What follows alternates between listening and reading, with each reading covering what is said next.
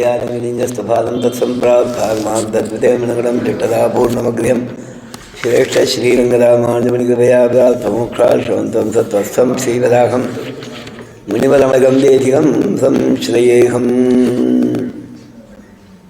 वेदान्तलक्ष्मणमुनीन्द्रकृपार्थबोधं तत्पादयुग्मदधीरघुभृङ्गराजं तय्यन्तयुग्मभूरिपरिश्रान्तं श्रीरङ्गलक्ष्मणमुनिं शरणं प्रपद्ये श्रीमच्छ्रीपादयोगी श्रवणगुरुणालब्ध वेदान्तयुग्मं श्रीमद्वेदान्तरामानुजगुरुपदयोक्तिरस्वात्मभारं श्रीमच्छ्रुत्यन्तरामानुजमुनिमुने प्राप्तमोक्षाश्रवन्तं श्रीमच्छ्रीपादरामानुजमुनिमुपदं श्रेये ज्ञानवाद्धिं श्रीमद्वेदान्तरामानुजमुनिगुरुणालब्ध वेदान्तयुग्मं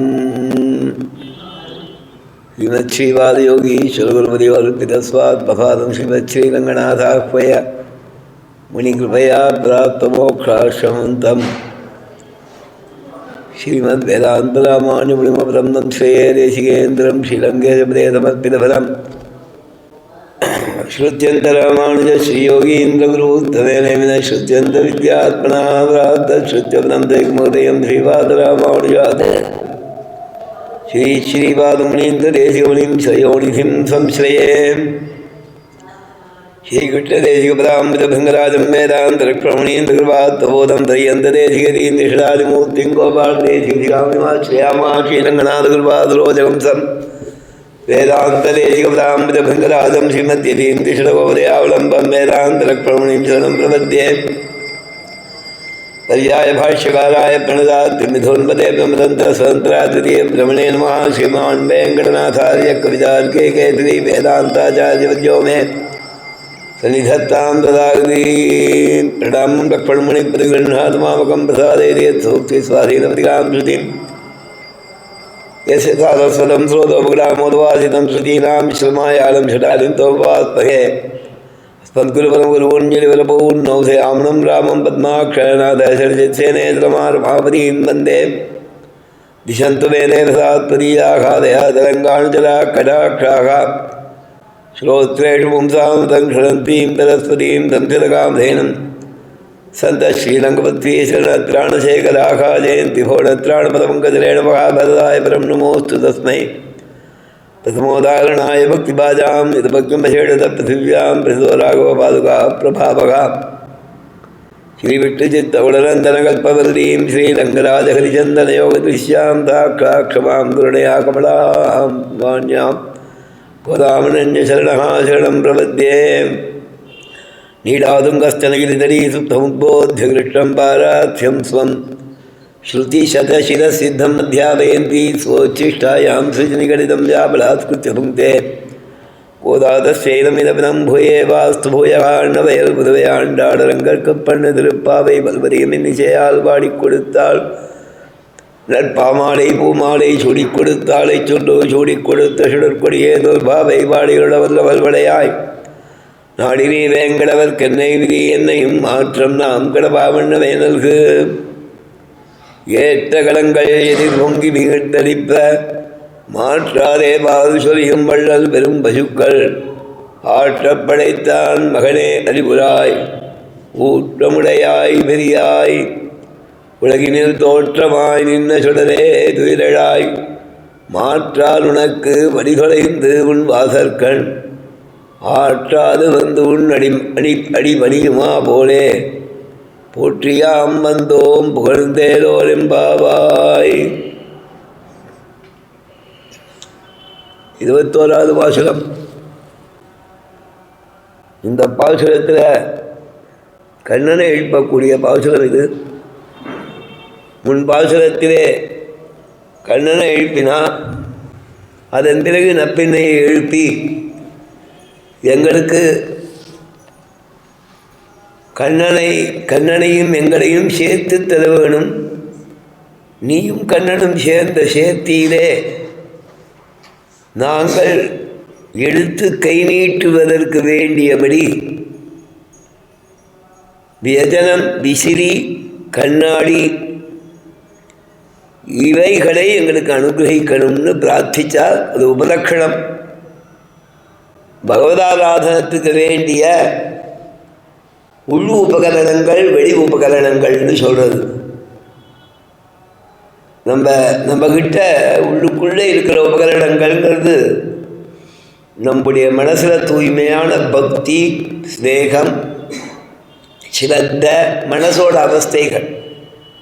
ஸ்ரத்தாங்கிறது நமக்கு உள்ளுக்குள்ளே இருக்கக்கூடிய ஒரு உபகரணம், ஆராதனம் பண்ண தேவைப்படக்கூடியது. விஸ்வாசம், நம்பிக்கை கட்டாயம் என்பதுவான் நம் ஆராதனத்தாலே சந்தோஷப்படுவான், பிரார்த்தித்தோமானால் பிரார்த்தித்தது தருவான் என்றதான விஸ்வாசம். அவைகள்லாம் எனக்கு ஏற்படும்படியாக பண்ண வேணும். பல சமயங்களில் நாம் செய்வது நமக்கு பலனளிக்குமான்னு சந்தேகம் வந்துடும். அந்த மாதிரி சந்தேகம் வரைச்சே நமக்கு அதில் அக்கறை இருக்கிறதும் கொஞ்சம் குறைஞ்சு போயிடும். அதனாலே நம் பக்தியிலே கொஞ்சம் குறையுது. இந்த பக்தி இருந்தால்தான் அவைகள் பூர்ணமாக இருக்கும். இந்த பூர்ணமான பக்தி பதத்துக்கு எத்தனையோ தடைகள் உண்டு. அதை மீறி அது வரணும். அது ரப்பினை பிராட்டி அனுகிரகம் பண்ணணும்னு ஆண்டாளுக்கு அபிப்பிராயம், நாச்சியாருக்கு அபிப்பிராயம்.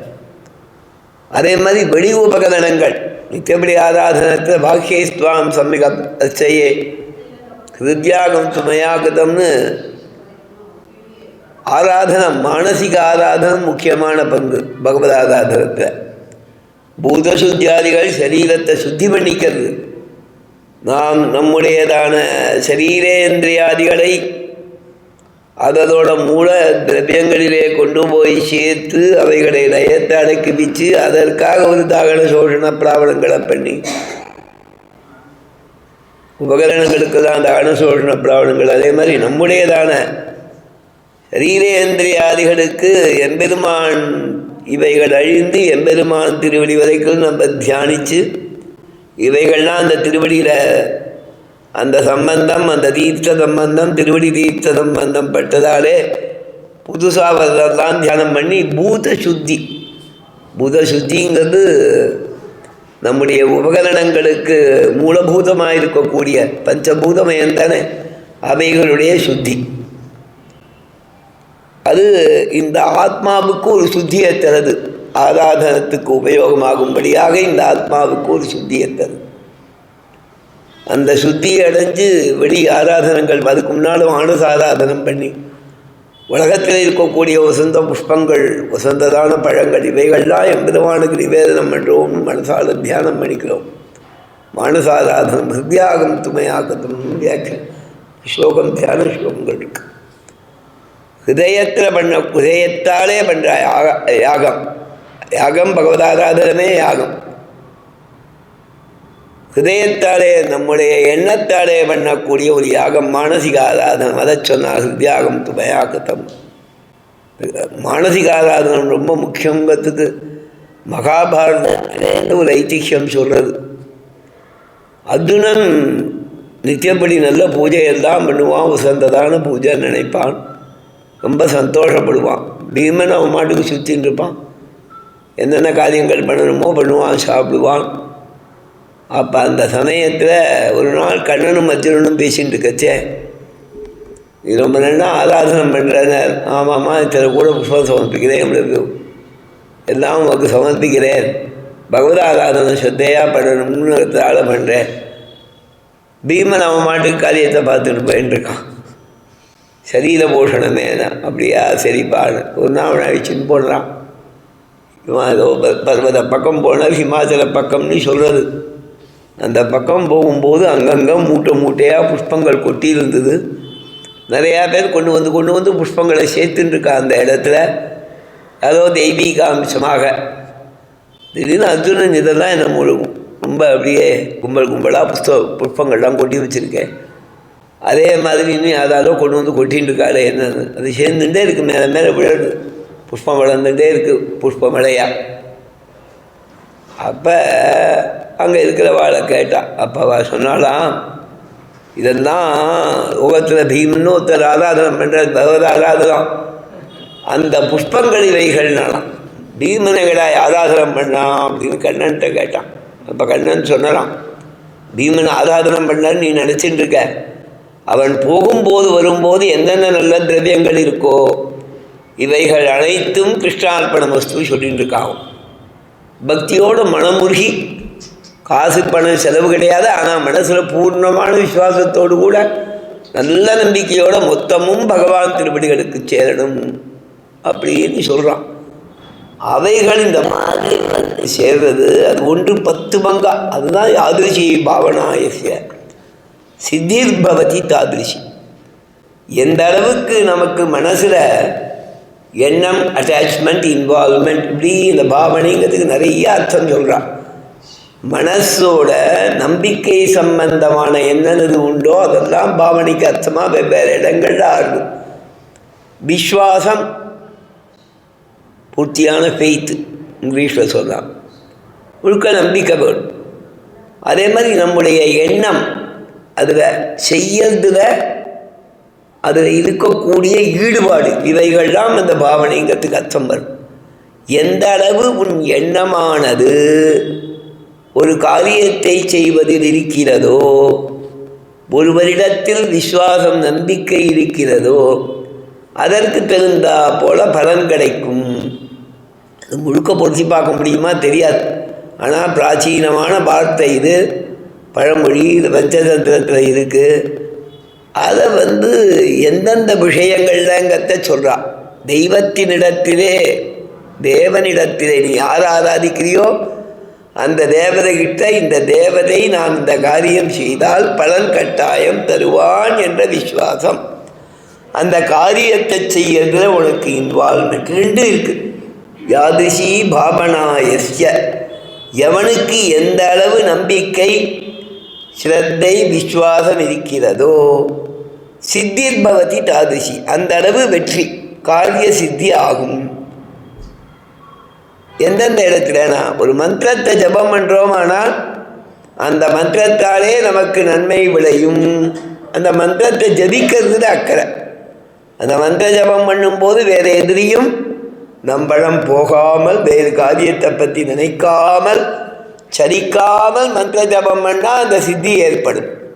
மந்திரே தீர்த்த யாத்திரை, ஒரு தீர்த்தத்தை போய் தீர்த்தம் ஆடுறோம். இந்த தீர்த்தத்தில் தீர்த்தம் ஆடுச்சு, என்னடா அது இப்படி இருக்கே அப்படி இருக்கேன்னு நினச்சுண்டா போச்சு, போய் அமிரவே வேண்டாம். இங்கேருந்து ரிஷிகேசம் வரைக்கும் போயிட்டு, காசி வரைக்கும் போயிட்டு, என்ன சுவாமி இங்கே தீர்த்தம் ஆட வேண்டியிருக்கேன்னு நினச்சாலே மொத்தமும் போயிடுது. அதுக்கப்புறம் 100 நாள் தீர்த்தம் ஆடினாலும் பிரயோஜனம் இல்லை. நம்பிக்கை, தீர்த்தம் தான் எல்லாம் தான் இருக்கும், நாம் மட்டும் தீர்த்தத்தில் இருக்கிறதில்ல. தீர்த்தத்தை நாடக்கூடிய அத்தனை ஜந்துக்களும் இருக்குது. நாம் வழிக்கு விடுற மாதிரி அதுவும் விழும், நாம் சிரமப்படுற மாதிரி அதுவும் சிரமப்படும், நாம் அடிபடுற மாதிரி அதுவும் அடிபடும். அதற்கு வேண்டிய வஸ்துக்களை அது அங்கே தூக்கி எறியும், நமக்கு வேண்டிய வஸ்துக்களை நாம் அங்கே அதில் தூக்கி எறிகிறோம், அவைகளும் தூக்கி எறியும், மற்றவாளும் தூக்கி எறிவா. அப்போ அந்த ஜலத்தில் அதெல்லாம் இருக்கும், போயின்னு இருக்கும். அதை மீறி தான் எல்லாரும் தீர்த்தமாடணும். நம்பிக்கை முக்கியம். அதனால் அந்த தீர்த்த யாத்திரை பண்ணுறதுல, தீர்த்தத்தில் ஸ்நானம் பண்ணுறதுல, அந்த தீர்த்தத்தில் விஸ்வாசம் வேணும், தீர்த்தத்து மேலே நம்பிக்கை. அதை செய்யறதுல நமக்கு அக்கறை, ரொம்ப ஸ்ரத்தையோடு. அங்கே தீர்த்தமாடுறதுக்கு சங்கல்பம் பண்ணிக்கணும், அதுக்கு ஒரு பூஜை பண்ணணும். தீர்த்தங்களில் ஜபம் பண்ணி தீர்த்தமாடணும்னு இருக்குது. அந்த தீர்த்தத்துக்காக பண்ணக்கூடிய புண்ணியாதன மந்திரங்களை ஜபிச்சு, அதுதான் புண்ணியாவதானம் சொல்கிறாளுக்கு அதை சொல்லி ஜபிக்கணும்னு இருக்குது. புரதூக்தாதிகளை சொல்லி ஜபிச்சு பண்ணணும்னு இருக்குது. ஸ்ரீமுஷ்ண ஆண்டவன் எங்கள் புண்ணிய நதிகள் ஸ்நானம் போனாலும் புரதூக்தாதிகள் தான் ஜபம் பண்ணி நீராட்டம் பண்ணிட்டாகும். ஆச்சாரியால் பண்ணுறது. ஆச்சாரியா கொஞ்சம் நல்லா எல்லாரும் விட்டுவிட்டா நாம் ருஷிச்சு காமிப்போம்னு கொஞ்சம் உறக்க சொல்லி தியானம் பண்ணி பண்ணுறான். நாம் கூட சேர்ந்து தீர்த்தம் மாட்டோம், நமக்கும் புண்ணியம் கிடைக்கிறது. எதற்கு இதை சொல்லேன்னா, இந்த தீர்த்தத்தில் நம்பிக்கை இருந்தால்தான் உனக்கு அதில் சித்தி ஏற்படும். மந்திரே தீர்த்தே த்விஜே செய்வ. ஒரு பிராமணனை வதிச்சு ஒரு யாகம் பண்ணுறோம், ஒரு புரோகிதனை வதிக்கிறோம், அவன் விவாகாரிகளை பண்ணி வைக்கலாம். எங்காத்து வாத்தியார் சுவாமி அவ்வளோ சரி கிடையாதுன்னு சொல்லிட்டா போச்சு மொத்தம். என்னென்ன காரியம் பண்ணியோ பிரயோஜனமே. இவர் தான் எங்காத்து வாத்தியார், இவர் எது பண்ணி வச்சாலும் எனக்கு சுத்தமாக நன்னா தான் பண்ணி வைக்கிறார். அந்த அக்கறை அதில் அவர் ஏதாவது தோஷங்கள் இருக்கும்படி பண்ணி வச்சா அந்த மொத்த பாவமும் அவதை சேர்ந்துடும், உனக்கு சேராது. நாங்கள் ஒரு ஹோமத்துக்கு போயிருந்தோம். எங்கள் ஆசிரமத்தில் தாத்தாச்சார் சுவாமின்னு ஒருத்தர் இருந்தார். இந்த தாத்தாச்சார் சுவாமி சதமே வேடிக்கையாக பேசுவார், ஆனால் அதில் நல்ல தாத்பரியம் இருக்கும். ஒரு நாள் நானும் அவரும் பேசிகிட்டு இருந்தோம். நானும் அவரும் பேசிட்டு இருக்கச்சேன் அவர் சொன்னார், இதமானம் கொடுக்குற திரவியத்தை ஸ்ரத்தையோடு செய்யடா அப்படின்னார்.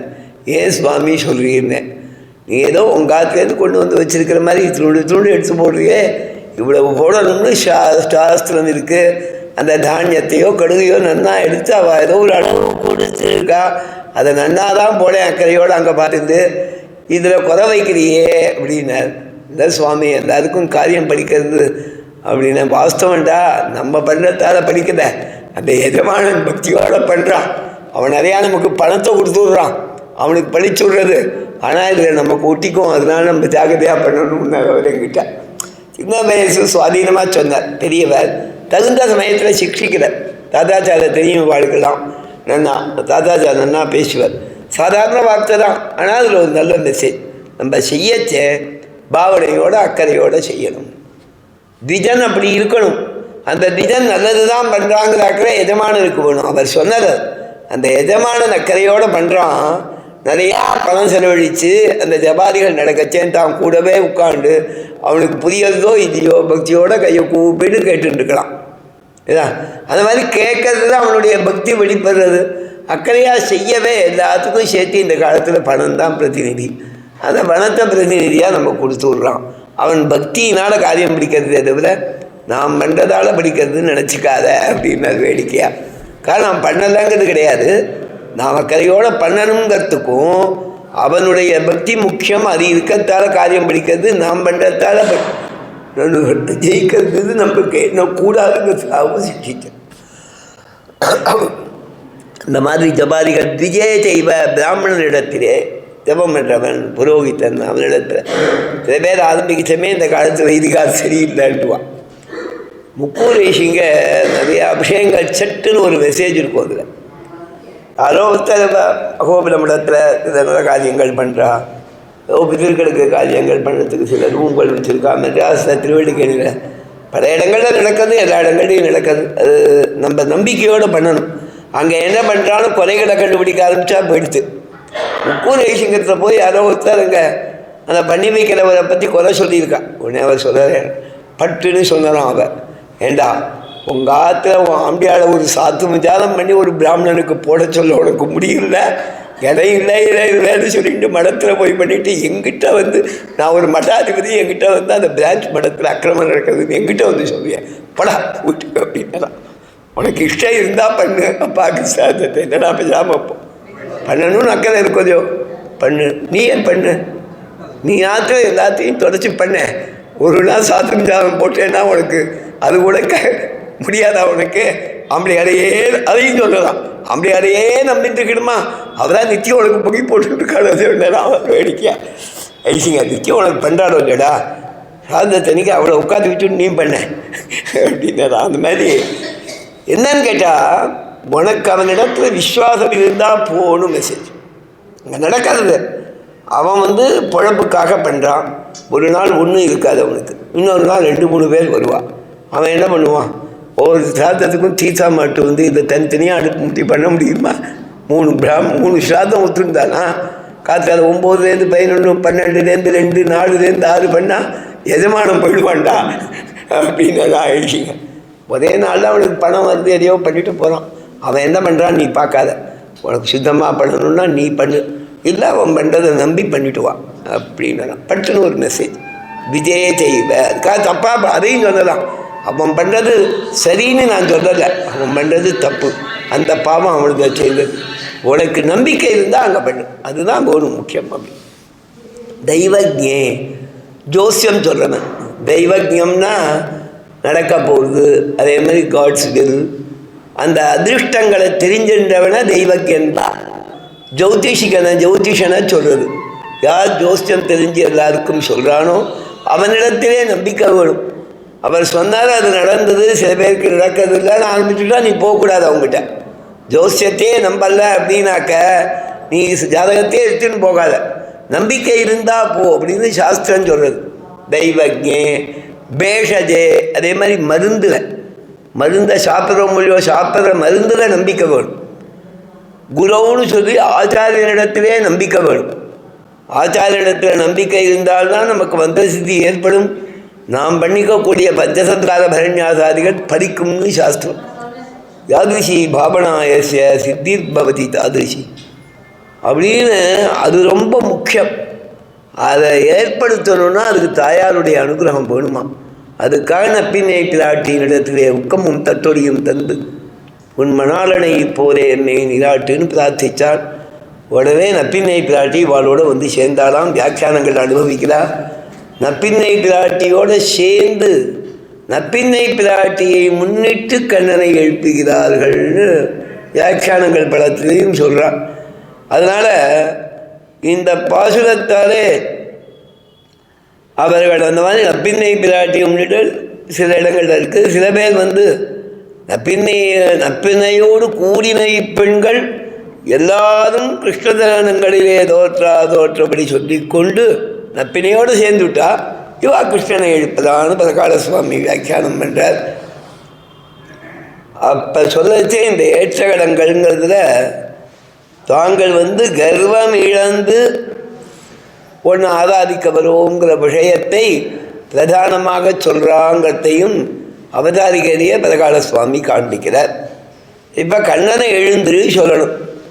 நான் கண்ணனை எழுந்திருன்னு சொல்லச்சே முதல் பாசுரத்தில் சொல்லியிருக்கா. கண்ணனை குறிப்பிடச்சே கண்ணன் நமக்கு எல்லாம் தருவான்னு சொல்லச்சே அந்த கண்ணனுக்கு முதல்ல இல்லையா முதல்ல சொன்ன ஐடென்டிஃபிகேஷன் என்னன்னா நந்தகோபனுடைய பிள்ளை. அதானே சீர்மல்கும் ஆய்ப்பாடி செல்வச் சிறுமீர்கள் கூர்வேல் கொடுந்தொழிலன் நந்தகோபன் குமரன். திரும்பியும் அம்பலமே தண்ணீரேறியும் நந்தகோபனை சொல்கிறான். நந்தகோபன் குமரன்னு சொன்னது முதல் பாசுரம். அந்த நந்தகோபன் குமரனுக்கு வியாக்கியானம் மாதிரி இங்கே நந்தகோபனுடைய குணங்களை இன்னும் விஸ்தாரமாக பேசலாம். அங்கே சொல்லும்போது கூர்வேல் கொடுந்தொழிலன்னு நந்தகோபன் குணத்தை சொன்னான். நிறையா தானம் பண்ணுறவன்னு சொல்லிட்டு அம்பலமே தண்ணீரே சோரையாரம் செய்யும் எம்பெருமான் நந்தகோபாலன் சொன்னான். உந்து மதகடித்தன் ஓடாத தோல்வடியன் நந்தகோபாலன்னு சொன்னான். 2-3 இடங்களில் சொல்லியிருக்கான். முதல்ல சொல்லச்சே கண்ணனிடத்திலே கண்ணனை ரட்சிக்கிறதுக்காக வேலாயுதத்தை எடுத்துண்டு அவனை ரட்சிக்கக்கூடியவர். கண்ணன் தொட்டிலுங்கீழே ஒரு எறும்பு வந்தாலும் வேலாலே அதை வதம் பண்ணுவான். வேலோட நுனி அளவு கூட எறும்பு இருக்காது. அதை வதம் பண்ணால் வேலை உபயோகப்படுத்துவதுன்னா அவருக்கு கண்ணன் மேலே இருக்கிற பாசத்தை காமிக்கிறதுக்காக கண்ணன் விஷயத்திலே அவர் பாதுகாப்போடு இருக்கணும்னு அதை சொல்கிறதுக்காக அங்கே அதை கூர்வேல் கொடுந்தொழிலன் நந்தகோபன் குமரன் சொன்னான். அவர் தன்னுடைய தர்மங்களை அனுஷ்டிக்கிறவர்கள். ஆயர்கள்லாம் வைஷ்யாள். அவள் வந்து கிருஷி கௌரக்ஷ வாணிஜ்யம் வைஷ்யகர்ம ஸ்வபாவஜம். விவசாயம் பண்ணுறது கௌரக்ஷம், வாணிஜ்யம் வியாபாரம் பண்ணுறது, பசுக்களை ரட்சிக்கிறது, இதெல்லாம் அவர்களுடைய தொழில். அதை நன்னா பண்ணுறவங்கச்சே அவர்களுக்கும் யாகதானாதிகள் உண்டு. தானம் பண்ணணும்னா அதுக்கு வேண்டிய அளவு சம்பாதிக்கணும். முன்னால் கற்றுக்கிழமையிலேயே நந்தகோபனும் அந்த மாதிரி இருக்கிறதுல சேர்ந்தவன்னு சொல்லி பசுக்களை ரட்சிக்கிறதுக்கு மிக உயர்ந்த குணங்கள் உள்ளவர்கள், பசுக்களை ரட்சிக்கும் சாமர்த்தியம் உள்ளவர்கள்ங்கிறத அங்கே சொல்லியிருக்கான். அம்பலமே தண்ணீரேல அவர் நிறையா தானம் பண்ணக்கூடியவர் அப்படிங்கிறத சொன்னான். அதன் பிறகு உந்துவதனை தன்னுவாளாத தோல்வழின்னு அவருடைய புஜபலத்தை திருப்பி பேசினான். இங்கே அவனுடைய ஐஸ்வர்ய சிறப்பை சொல்கிறான். நிறையா பசுக்கள் இருந்திருக்கு. அதை குறிப்பாக வியாக்கியானத்தில் தான் காண்பிச்சிருக்கா. கற்றுக்கலவை கடங்கள் பலவற்றையும் கலக்கர சாமர்த்தியம்னு சொன்னாலே நிறைய ஐஸ்வர்யங்கத்தை அங்கே சொல்லலை. திருவாய்ப்பாடிக்கு ஐஸ்வர்யம் செழிக்குங்கச்சேன் தேங்காதே முக்கிருந்து சீத்தம்மனை பற்றி வாங்க குடம் விதைக்கும் வள்ளல் பெரும் பசுக்கள்னு விரதம் முடித்தால் அங்கே ஐஸ்வர்யம் பெருகுங்கத்தை சொன்னான். இங்கே நிறையா ஐஸ்வர்யம் உடையவர் நந்தகோபன்கத்துக்கு நிறையா பசுக்களை உடையவர்கத்தை சொல்லி காண்பிக்கிறா இந்த பாசுரத்தில். அந்த பசுக்கள் ஒவ்வொன்றும் ரொம்ப உயர்ந்ததான பசுக்களை நிறைய உடையவர்னு அர்த்தம். சரிதானா? உயர்ந்ததான பசுக்களை நிறைய உடையவர். அதைத்தான் சொன்னால் ஆற்றப்படைத்தான் மகனே அறிவுராய். பசுக்கள் ஆற்றப்படைத்தான், நிறைய உடையவன் அர்த்தம். அந்த பசுக்கள் எப்பேற்பட்டது அப்படின்னா, நிறைய பால் தரக்கூடியது, பால் தரும் பெருமை வாய்ந்தது. ஒன்றும் பால் தரக்கூடியது பெருமை வாய்ந்ததுன்னு ரெண்டு விதமாகவும் அர்த்தம் பண்ணுறார். நிறையா பால் தருங்கத்தை சொல்கிறத அழகாக வர்ணிக்கிறான் ஆச்சியார். காவியங்களை சொல்லும்போது ஒரு காவியம்தான் இன்னது இருக்கணும்னு ஒரு லிஸ்ட் இருக்குது. மகா காவியங்களுக்கு லட்சணம் சொல்லச்சே 18 வர்ணனங்கள் சொல்லியிருக்கு அலங்கார சாஸ்திரத்தில். ஒரு நகரத்தை வர்ணிக்கணும், சமுத்திரத்தை வர்ணிக்கணும், மலையை வர்ணிக்கணும், ருத்துக்களை வர்ணிக்கணும், சூரியோதய சந்திரோதய வர்ணனம் பண்ணணும், ஒரு நந்தவனத்தை வர்ணிக்கணும், ஜலக்கிரீடை பண்ணுறதை வர்ணிக்கணும், மதுபானம், ரதோத்சவம், அதே மாதிரி 18 சொல்லி ஏதானி எത്ര வன்யந்தே தன்மகா காவியம் உச்சதே. மந்திர தியூத பிரயாண ஆஜி நாயக அப்யுதயா அப்படி. தியூதம்னா சூதாட்டம், மந்திரங்கிறது இந்த இடத்துல மந்திராலோசனை, இந்த மந்திரம் கிடையாது, மந்திராலோசனை செய்தல். தியூத பிரயாண ஒரு யாத்திரையை வர்ணிக்கணும். ரகுவம்சத்தில் முதல் சர்க்கத்திலேயே திலீபன் ரதத்தில் வசிஷ்டர் ஆசிரமத்துக்கு போகிறத வர்ணிக்கலாம். நாயக அபியுதயம்னு உயர்ந்த நாயகனுடைய பிறப்பை வர்ணிக்க வேணும். குமார சம்பவங்கிறது ஸ்கந்தனுடைய பிறப்பை சொல்றது. ரகுவம்சத்தில் அந்த மாதிரி திலீபனுக்கு குழந்தை இல்லாமல் ரகு பிறந்ததை வர்ணிக்கிறது. யாதவாபியுதயத்தில் 2வது சர்க்கம் முழுக்க தேவகியினுடைய கர்ப்ப விஷய பிரஸ்தாபம். கர்ப்பம் அவள் தரித்தாள், அவள் எப்படி இருந்தாள், அந்த கர்ப்பத்தில் தேவர்கள் வந்து எப்படி ஸ்தோத்திரம் பண்ணா, அவளுக்கு அந்த கர்ப்பத்திலே எப்படி முதிர்ச்சி அந்தந்த அவஸ்தைகள் பிரகாரமாக வந்ததுன்னு சொல்லி, அதன் பிறகு தேவகி பூர்வசந்தியாயாம் ஆவிர்பூதம் மகாத்மனான் விஷ்ணு புராணம் சொன்னதை கடைசி ஸ்லோகத்தில் அவர் அவதரிச்சருங்கத்தை ஹிண்ட் மட்டும் சொல்லி, அதுக்கப்புறம் பிறந்தவாறும் மாயங்களுமே 3வது அத்தியாயத்தில் பேசி, 3வது சர்க்கத்தில் பேசி, 4வது சர்க்கத்தில் கிருஷ்ணனுடைய பாலலீலைகளை பேசுகிறார் சுவாமி. அதே மாதிரி ரீதியிலே அங்கே நாயக அபியுதயம்னு கிருஷ்ணனுடைய அபியுதயம். ரகுவம்சத்தில் ரகுமகாராஜன் தோன்றது, பின்னால் ராமன் தோன்றது, இதெல்லாத்தையும் வர்ணிச்சிருக்காள். நகரத்தை வர்ணிக்கணும் வச்சேன், அயோத்தியை வர்ணிக்குதா, லங்கையை வர்ணிக்குதா, ஸ்ரீமத் ராமாயணத்தில் வர்ணிக்கிறார். அதே மாதிரி ரகுவம்சத்தில் வர்ணிக்கலாம். இவைகள்லாம் 18 வர்ணனங்கள் இருந்தால் மகாகாவியம்னு பேர். அதில் ஏதாவது 1-2 குறைச்சதாக இருந்தால் பாதகம் இல்லைன்னா. ஒரு வாகனத்தை வர்ணிக்கணும்னு இருக்குது, சரிதானே? ஒரு வாகனத்தை வர்ணிக்கணும்னு இருக்குது. வாகனத்தை வர்ணிக்கணும் கச்சே ஒரு காவியத்தில் குதிரையே வர்ணிக்கலாம், சரிதானா? குதிரையே வர்ணிக்கலாம். யாதவாபிதயத்தில் சுவாமி கருடனை வர்ணிக்கிறார். சத்யபாமையை வதம் பண்ணுறதுக்காக கண்ணன் போகும்போது அந்த கருடன் எப்படி வந்தருங்கத்தை கருடனை பற்றி வர்ணிக்கிறார். கருடனை வர்ணிக்கிறத அவருக்கு ரொம்ப ஊதினது. ஏன்னா முதல்ல கருடன் தான் ஹயக்ரீவ மந்திரம் உபதேசம் பண்ணார்னு சம்பிரதாயம். அதனால தான் காருட பஞ்சாசத். அதில் கருடன் வந்து நாகங்களை வதம் பண்ணுறது, அவன் பழக்கூடியதான பட்சங்களுடைய வேகம் எல்லாத்தையும் வர்ணிக்கிறார். அதனால் கருடனை வர்ணிக்கிறது சுவாமிக்கு ரொம்ப சுவாபாவிகமானது. சற்றுன்னு விலகலகலான வார்த்தை வரக்கூடியது. அந்த மாதிரி யாதவாபிதயத்தில் வாகனமான கருடனை வர்ணிக்கிறார். இப்படி தீர்த்த யாத்திரை, கிருஷ்ணன் தீர்த்த யாத்திரையை யாதவாபிதயத்தில் வர்ணிச்சிருக்கு. இப்படியெல்லாம் இருக்குது. இதெல்லாம் காவியங்களுடைய லட்சணம். அந்த தேசம் ஒரு லகு காவியம். லகு காவியம்னா ஒரு விஷயத்தை சிறப்பாக நல்ல வர்ணனங்களோட ரொம்ப பெரிசாக இல்லாமல் விஸ்தாரமாக இல்லாமல் சுருக்கமாக பேசினா அது லகு காவியம். காவியங்களுடைய லட்சணத்தில் இதெல்லாம் சொல்கிறா. காவியம்னு சொன்னால் விஸ்தாரமாக பண்ணணுங்கிறது மட்டும் இல்லை, கவியினுடைய வாக்கியம் காவியம். அப்போ நான் நன்னா பேசினேன் அப்படின்னா நான் ஒரு கவி, என் வாக்கியம் காவியம். அப்படி சொல்லிடலாமான்னா அதுக்கெல்லாம் அங்கங்கே இஃப்பு பட்டர் தான் போட்டிருக்கான். நீ உடனே உன்னை கவியாக நினச்சிக்காதங்கிறதுக்கு சிலதை சொல்லியிருக்கான். ஏறத்தாழ எல்லா பாஷைகள்லேயும் அது சொல்லப்படுறது. அந்த மாதிரி சொல்லச்சே சம்ஸ்கிருதத்தில் வாக்கியம் ரசாத்மகம் காவியம்னா ஜெகநாத கவி. அலங்கார சாஸ்திரத்தில் கட்டிக்காரெல்லாம் ரொம்ப லேட்டடாக இருக்கக்கூடிய எல்லாத்தையும் புதுமை எல்லாருக்கும் பிடிக்கும் இல்லையா? சில பேர் திருமணத்துக்கு கூட புதுமையெல்லாம் பண்ணுவா, பார்த்துருக்கேடா? மதுராந்தகம் பாடசாலையில் போனவுடனே நான் கவனித்தது, நான் அந்த பழக்கம் எடுத்துக்கவே இல்லை.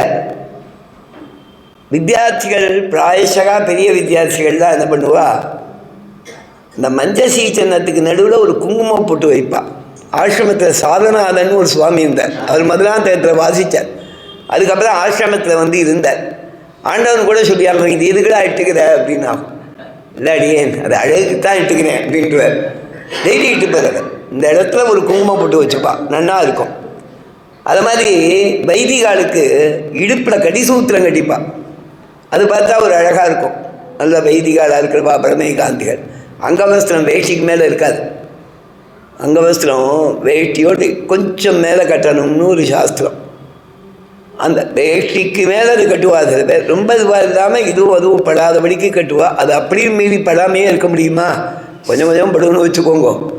அவள் அந்த வேஷ்டிக்கு மேலே அந்த கடிசூத்திரம் கட்டுறது நல்லா தெரியும். அங்கவஸ்திரம் வேஷ்டிக்கு மேலேயே கட்டினா கடிசூத்திரம் தெரியாது. கடிசூத்திரம்னு உள்ளே இருக்கிறதையும் சொல்கிறது தான். அந்த கடிசூத்திரங்கிறது பட்டில் கட்டுறது. பட்டில் கட்டுறதுக்காக அது தனியாக ஒரு அழகாக இருக்கும். இதெல்லாம் எதுக்குன்னா, எதுக்கு இதை சொல்கிறேன்னா, அந்த பரிஷ்காரம் காவியங்களுக்கு அழகு. அவன் சொன்னால் வாக்கியம் ரசாத்மகம் காவியம். ரசஸ்பூர்த்தி இருக்கணும். ரசங்களில் பிரதானம் சிருங்காரம், வீரம், ஹாஸ்யம், கருணை. எந்த ரசம் புரிச்சாலும் அது ஒரு காவியம் தான். வாக்கியம் ரசாத்மகம் காவியம். இங்கிலீஷ் லிட்ரேச்சர்லேயும் அதே மாதிரி சப்தங்களுடைய ஒரு சேர்க்கை, அதாவது ஒரு வாக்கியம், அந்த வாக்கியத்தில் ஒரு நல்ல மெசேஜ், ரொம்ப டீப் நல்ல மெசேஜ் இருக்கணும். நல்ல மெசேஜ் இருக்கிறது ரசிக்கும்படியாக இருக்கணும். அப்படி இருந்தால் அது காவியங்கிறத இங்கிலீஷ்லேயும் ஒத்துக்குதா. இங்கிலீஷ்லேயும் நிறையா எழுதியிருக்கா, இதையும் எழுதியிருக்கா. அதே மாதிரி ஆண்டாருடைய பாசுரங்களில் சில பாசுரங்களில் சில வரிகளே ஒரு காவியமாக இருக்கும். நானே தான் ஆயிடுக. அதே மாதிரி ஸ்ரீவைஷ்ணவ லட்சணத்தை சொல்லக்கூடிய ஒரு காவியம். அதே மாதிரி ஒரு விஷயத்தை வர்ணிக்கிறதுக்காக சொல்லக்கூடிய கவியோட வாக்கியம் ஒரு சிறு காவியம் மாதிரி.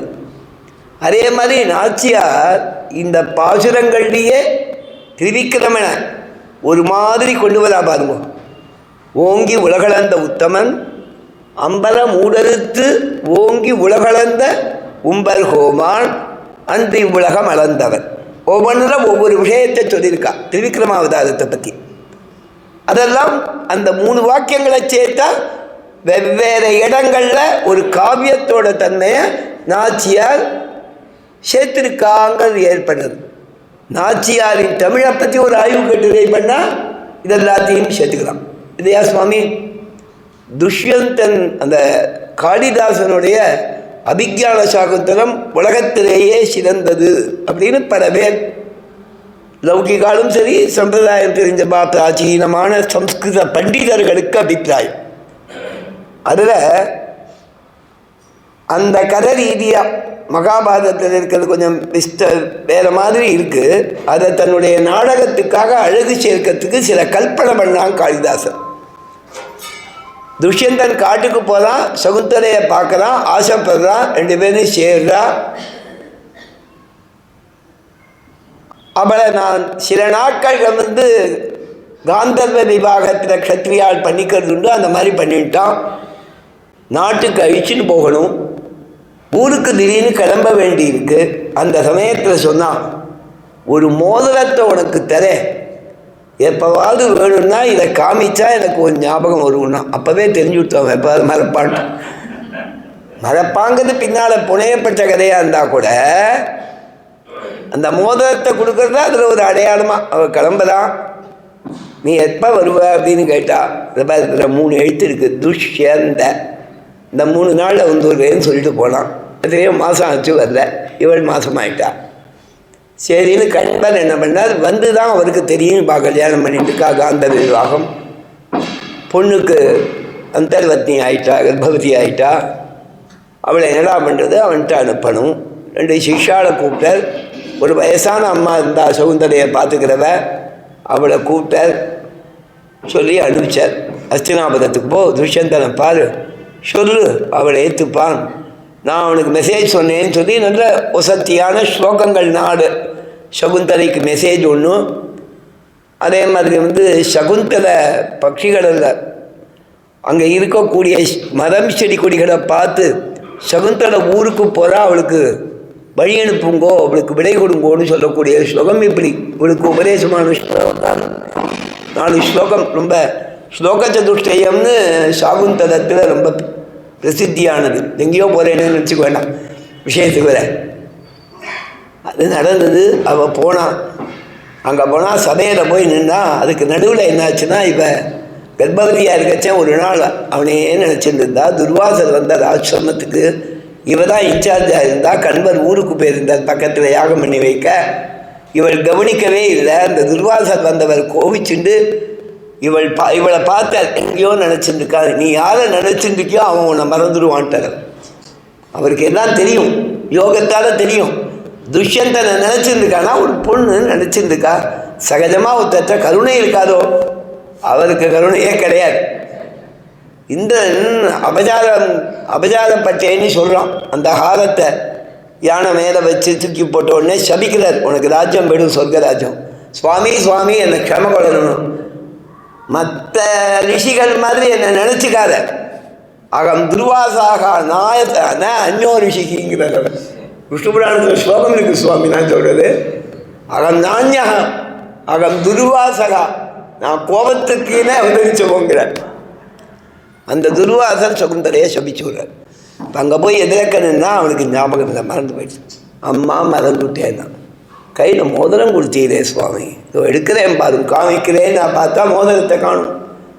உடனே அவர் சொன்னால், ஐயோ கங்கையில் தீர்த்தாமான்னேனே, அப்போ கங்காதரத்தில் விழுந்துடுத்து போட இருக்குன்னு சொன்னான்.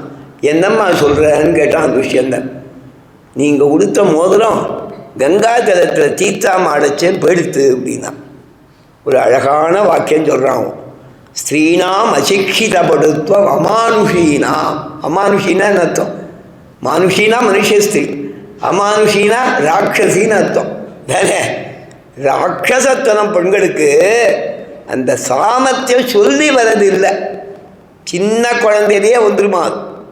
சின்ன குழந்தையா இருக்கச்சேமே ஒரு பொன் குழந்தையோட பழகச்சேன்னு சொல்லுவாள். அதாவது பொண்ணுலையோ பொன் குழந்தையோ சாமர்த்தியமாக இருக்கும்பாலும் அசிக்கிதபட, அதெல்லாம் ஒரு காவியம் மாதிரி. அதாவது ரொம்ப அழகான ஒரு உண்மையை, ஒரு சத்தியத்தை, ஒரு லோக விவகாரத்தை ஒரு சிறு வாக்கியத்தில் கொண்டு வந்து நிறுத்தலாம். அதுக்கப்புறம் என்ன பண்ணுறான்னா, அவளை மேனக அழிச்சுன்னு போயிடுறா.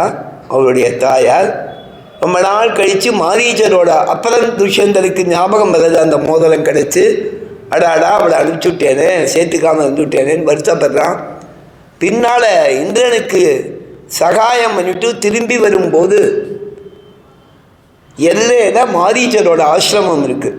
அந்த மரீச்ச முனிவர் ஆசிரமத்தில் தான் சகுந்தலை இருக்காங்க. அப்போ குழந்தை பிறந்துள்ளது, சிறு பிள்ளையாக இருக்கான் அம்பாளகன், துஷ்யந்தனுடைய பிள்ளை. துஷ்யந்தன் உள்ள நுழையச்சே அந்த குழந்தை இருக்கான், சகுந்தலை பக்கத்தில் இல்லை. அந்த குழந்தை இருக்கான். இந்த குழந்தை இவனுடைய குழந்தைங்கிறத காளிதாசன் 8-9 பீஸ் இன்ஃபர்மேஷனாக தரான். சரியா? Piece 9 pieces of information. என்ன இது என் குழந்தைன்னு அவனுக்கு தெரிஞ்சுக்கிறதுக்கு 8 பீசஸ் ஆஃப் இன்ஃபர்மேஷன். உள்ள வளைச்சா அது சிங்கத்தோட பல்ல, சிங்கக்குட்டி அதோட வாயை புழக்கிறது. வாயை புழக்கச்சே அவன் சொல்கிறான், நான் ஆச்சரியமாக இருக்குது, ஒரு ரிஷியோட ஆசிரமம், ஒரு சின்ன குழந்தை சிங்கத்தோட வாயை பிடிச்சி இழுக்கிறது. என்ன வீரம் இந்த குழந்தைக்கு! ஓ, பெரிய வீரனாக வரத்துக்குரிய விதை இதில் இருக்குன்னா என்னாச்சு? அவன் சொல்லச்சேமே இந்த ரிஷி ஆசிரமத்துக்கு இந்த குழந்தைக்கு சம்பந்தம் இல்லை.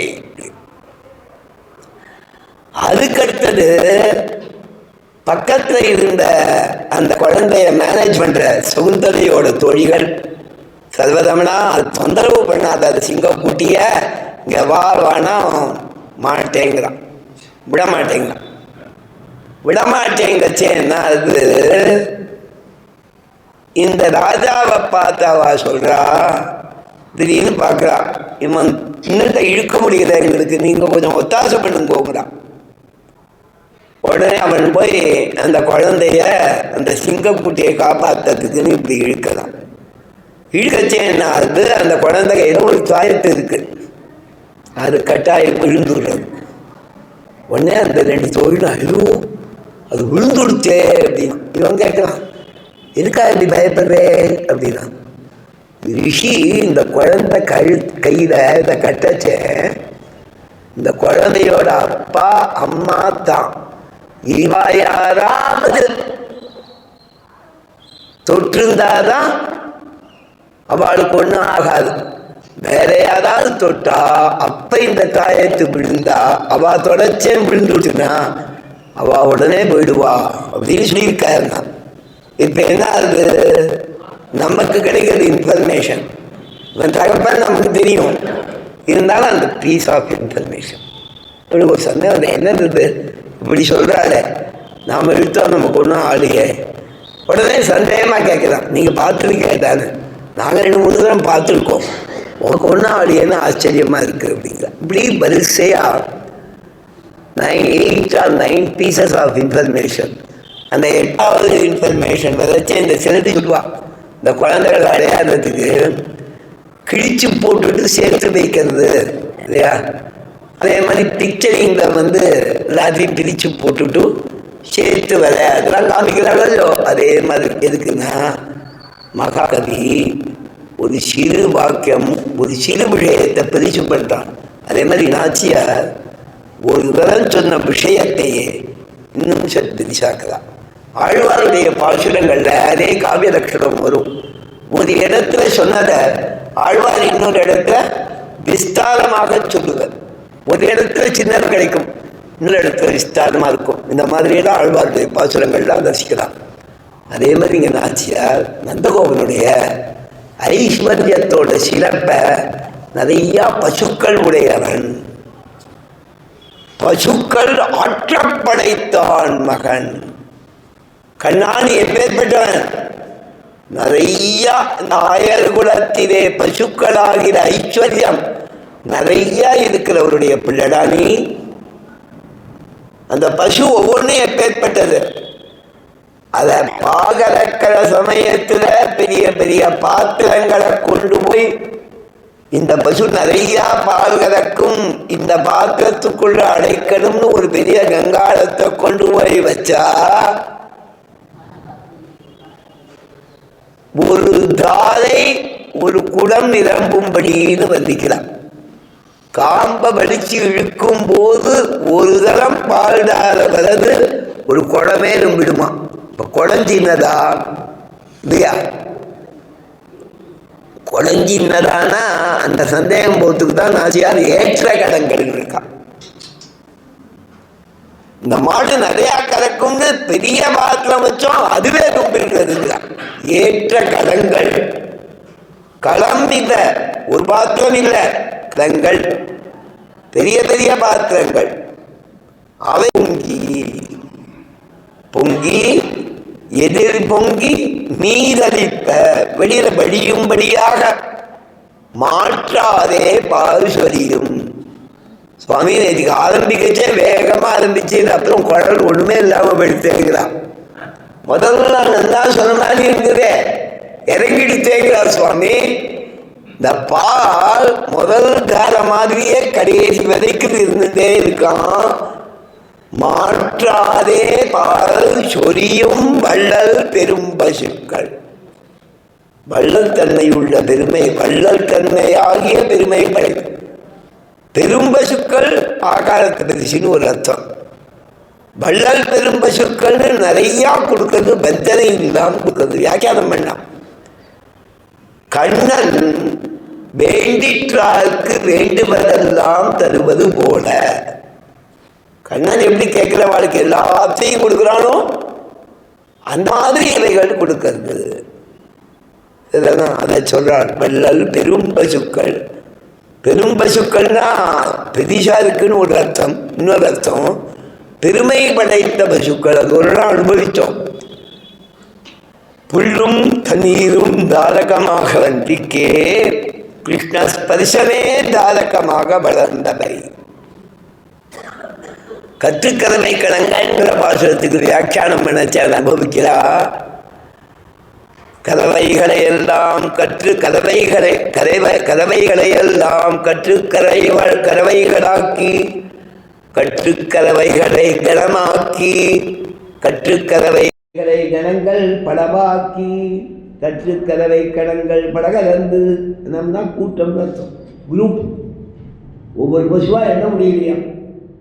எல்லாத்தையும் இப்படி நிற்க வைடா, அதெல்லாம் அப்படி நிற்க வைடாது பரிசியாக நிற்க வைக்கிறானா அதுவே என்ன முடியாத அளவு இருக்கான். கதவை கணங்கள் பட, அந்த கதவைகளில் எல்லாமே கற்றுக்கறவை.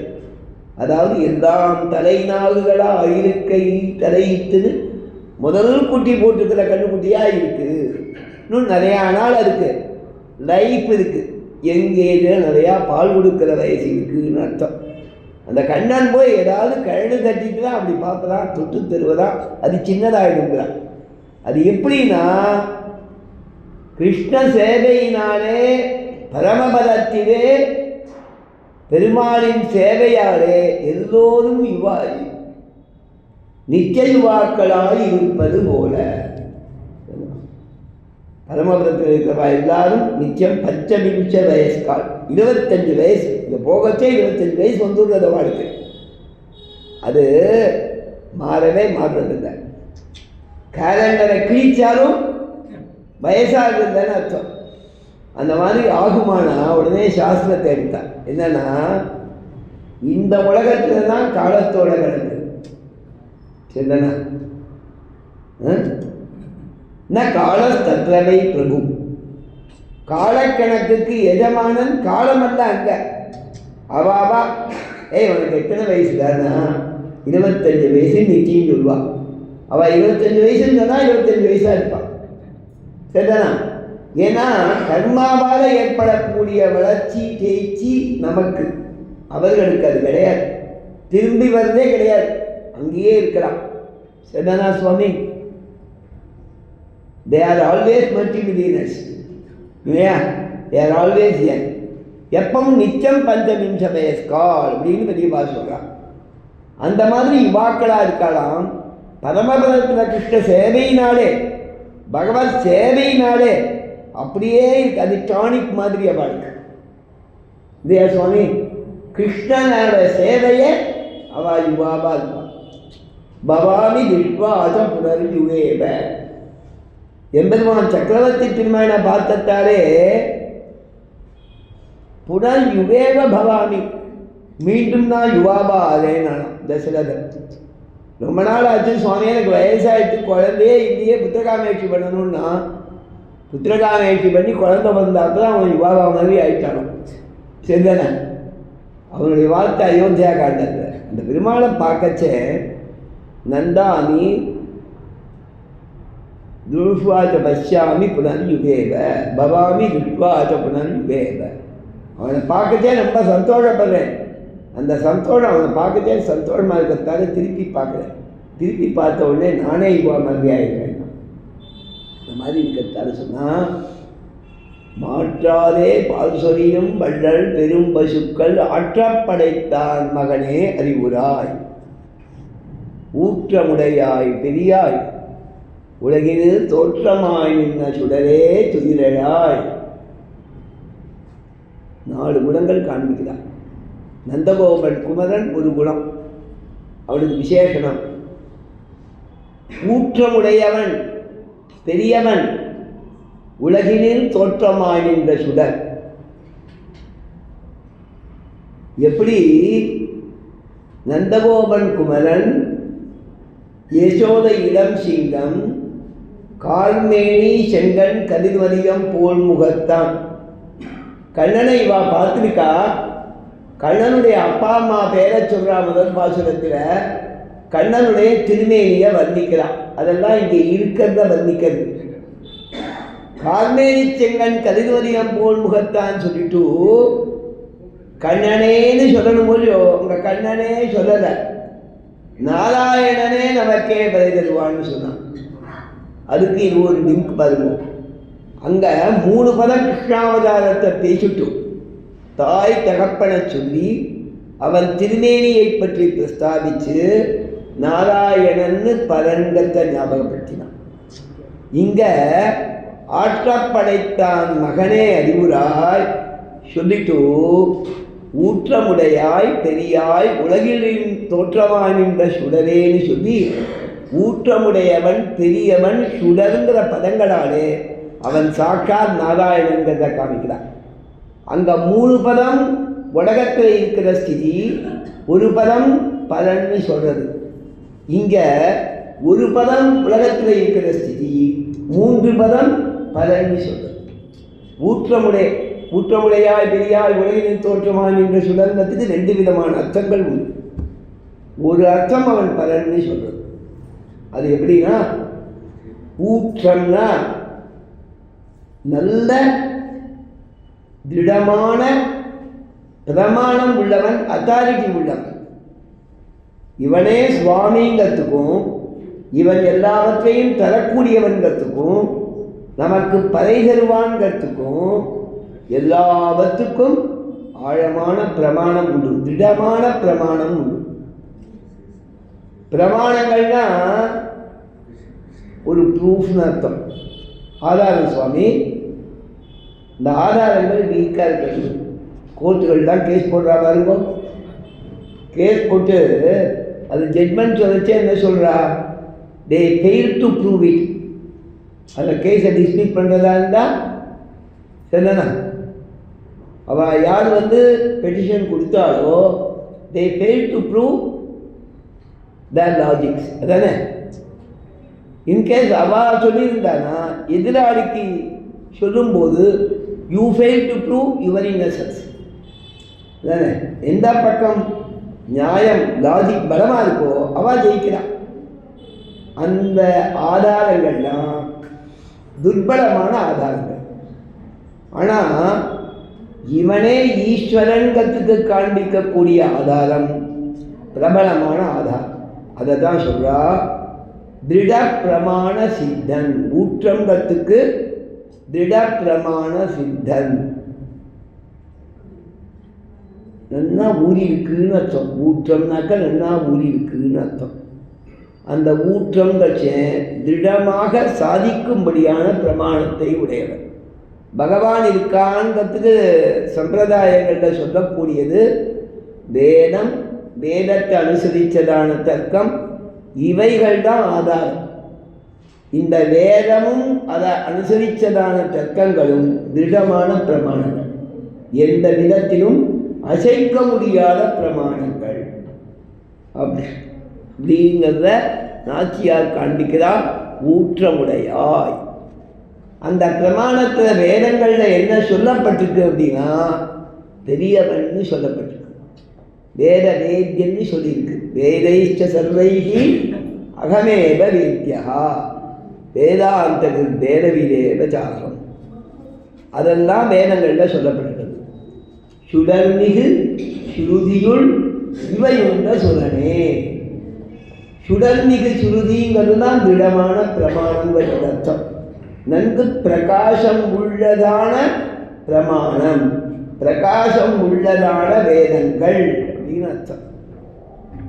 அந்த திடப்பிரமாண சித்தி இவன் பெரிய தத்துவம், மிகப்பெரிய தத்துவம், இவனே பிரம்ம தத்துவம்னு சொல்றது. அந்த பிரம்மங்கிற பதத்தோட அதுக்கு ஒரு விதமான அர்த்தம் தான் பெரியவன் அப்படிங்கிறது. அதில் என்ன சுவாரஸ்யம்னா, பிரம்மங்கிற சப்தம் நபும்சகலிங்கம், பெரியாய்னு சொன்னா அதுவும் நபும்சகலிங்கம் இல்லையா சுவாமி? பெரியோனேனாக்க புள்ளிங்கம், பெரியவளே அப்படின்னா ஸ்ரீலிங்கம், பெரியாய் அப்படின்னாக்க நபும்சகலிங்கம். பிரம்ம பதமும் நபும்சகலிங்கம், பெரியாய்ங்கிற பதமும் நபும்சகலிங்கம், பெரியாய், பெரியவனாய் இருப்பவனேன்னு அர்த்தம். அதை புல்லிங்க ஸ்ரீலிங்கத்துக்கு உபயோகப்படுத்துறது உண்டு. ஆனால் சப்தத்தோட சுபாவத்தாலே பெரிய வஸ்துவேன்னு தாத்பரியம் அப்படின்னு பெரியவா சொல்கிறார். ஊற்றமுடையாய் பெரியாய் உலகினில் தோற்றமாய் நின்ற சுடரே. சுடரேனா தானே பிரகாசிக்கக்கூடிய வஸ்து சுடர். சுடர்ங்கிறதுக்கு சம்ஸ்கிருதம் தான் ஜோதிஷ்.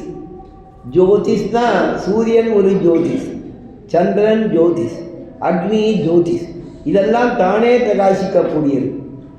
இப்போ மற்ற வஸ்துக்களுக்கெல்லாம் அது தெரியறதுக்கு ஒரு பிரகாசம் போடும். நெருப்பு இருக்குன்னு தெரியறதுக்கு இன்னொரு பிரகாசம் வேண்டாம். சூரியன் இருக்கான்னு தெரியறதுக்கு இன்னொரு பிரகாசம் வேண்டாம். சந்திரன் இருக்கான்றதுக்கு இன்னொரு பிரகாசம் வேண்டாம். அவைகளே ஜோதிஷ், அவைகளுக்கே பிரகாசம் இருக்கக்கூடிய வஸ்துக்கள். அதே மாதிரி எம்பெருமானும் சுடர், தானே பிரகாசம் உடையவன். இல்லை ஒரு சந்தேகம், நெருப்பு இருக்கு எங்களுக்கு தெரியும், சூரியன் இருக்கு தெரியும், சந்திரன் இருக்கு தெரியும், பெருமாள் இருக்க தெரியவில்லையே. தோணுமா தோணாதா? நிச்சயமாக தோணும் இல்லையா? அப்போ அவன் சுடர் தான். அந்த சுடருங்கிற தன்மை திவ்யமங்கல விக்கிரகத்துக்கு பிரதானமாக இருக்கக்கூடியது. அந்த திவ்யமங்கல விக்கிரகத்துக்கு இருக்கிறது.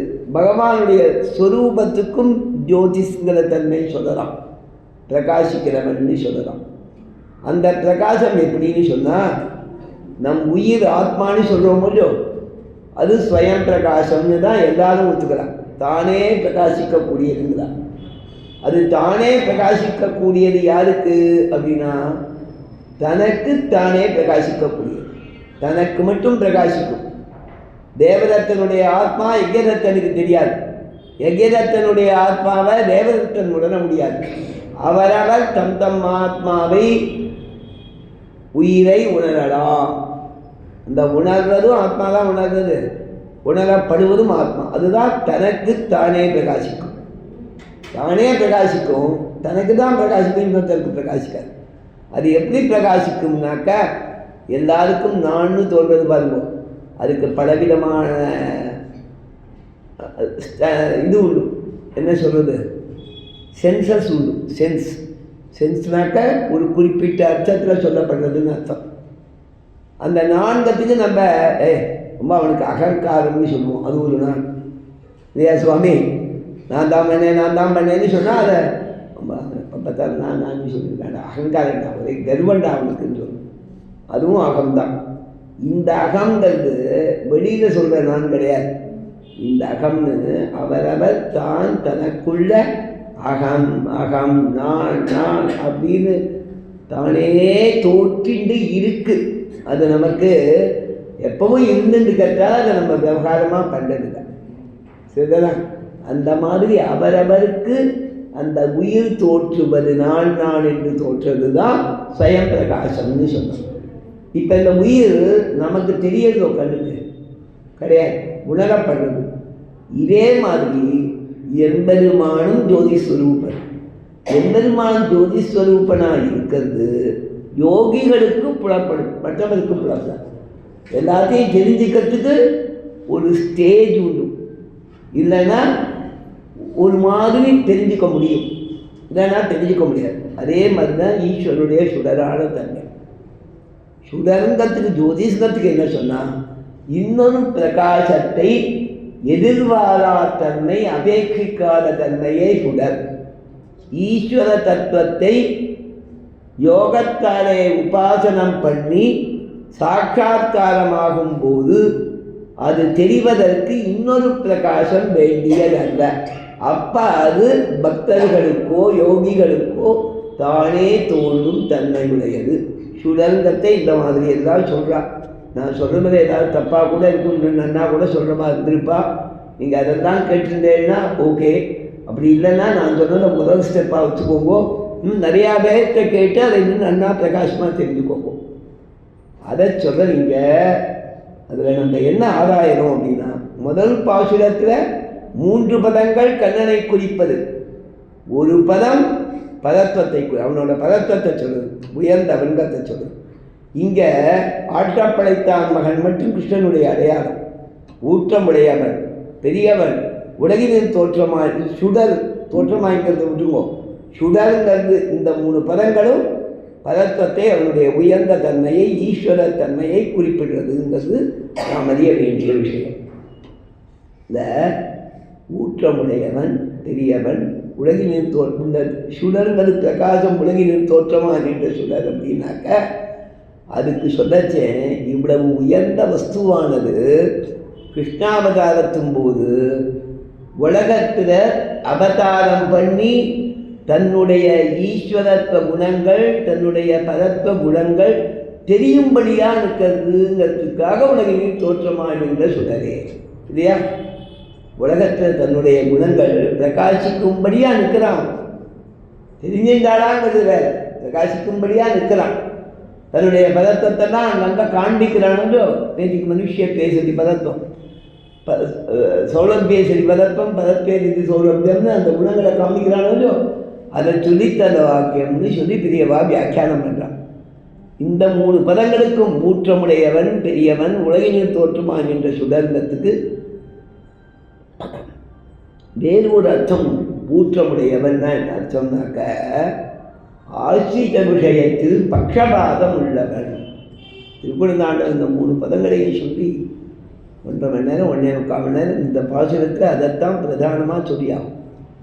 வியாக்கியானங்கள் பட்ட அழகாக பண்ணுறான். ஊற்றமுடையவன் ஆசிரித விஷயத்தில் பக்ஷபாதம் ஊற்றம் ஆசிரித விஷயே பக்ஷபாதசாலின்னு அதை சொல்கிறார்.